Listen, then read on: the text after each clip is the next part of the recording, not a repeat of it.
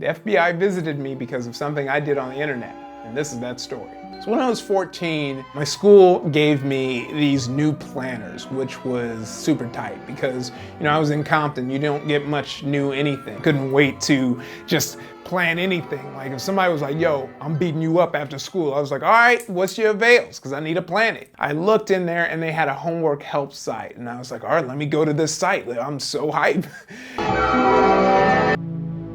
All the homework help site was supposed to be other students helping each other, but who's doing that? The first thread that kind of catches my eye is the find your internet girlfriend or boyfriend thread. So I went in there because you only needed 3 things to find your internet girlfriend or boyfriend.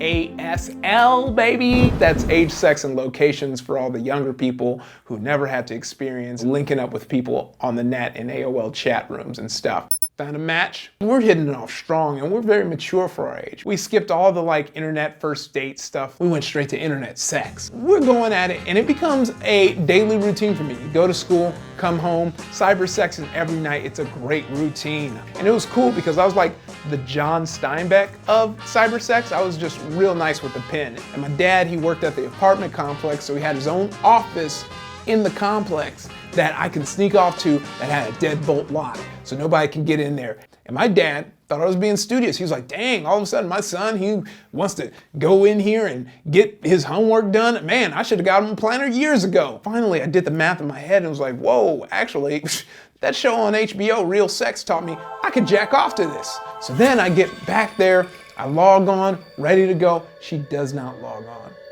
She doesn't log on the next day and the next. And I'm confused, I'm hurt for a bit, but then I go on with my life because life moves fast when you're 14. One day I'm chilling at home and there's a knock at the door. There's a white man in a suit with a briefcase.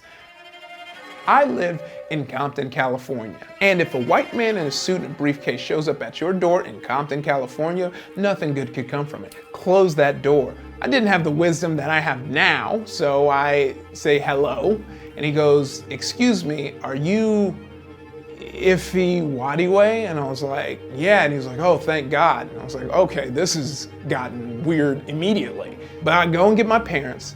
And since there's a man in a suit here, we get to sit in the velvet room. Y'all know the velvet room, that special room your parent has for some reason no kids can hang out in. My parents are like, what is going on? And I'm just like, ooh, okay. Till he opens his mouth and he says, hey, I'm here with the FBI. I was like, what? Well, he's like, yeah, so apparently your son has been using language online that's pretty advanced for his age. Like I said, I was the John Steinbeck of cybersex. He had to come and make sure that I wasn't an adult talking to a kid online and having cybersex. This is bad. Mostly bad because this is the second weird sex thing that my parents are hit up about, because the first weird sex thing was in 4th grade. I got into drawing boobs because I figured out that if you draw W's and then put dots in them, they turn into boobs. I was blown away. If I got a new book from school, boobs. If I got some homework, boobs. But then I got sloppy and turned in the homework with the boobs on it.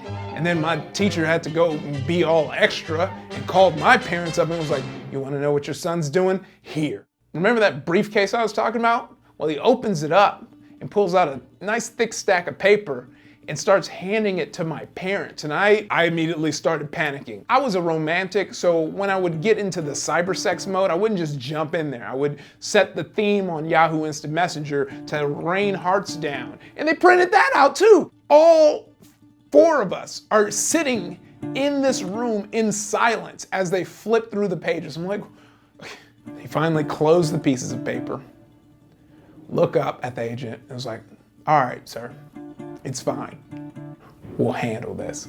And they walk him out and they close the door. Time stopped. Is this gonna be a closed casket or open casket funeral? And they turn around and they just start laughing. And that was honestly worse than any other punishment, because what I did on those pages, what I did with that pen was art. So for it to be laughed at, for the next few years, my nickname was chocolate syrup, because that was one of my lines in there. See, I said I'd drizzle you in chocolate syrup, which as a 14-year-old seems like a good idea. But now I'm an adult and understand that requires too much setup and cleanup. So I guess be careful what you do on the internet, because you never know who's watching.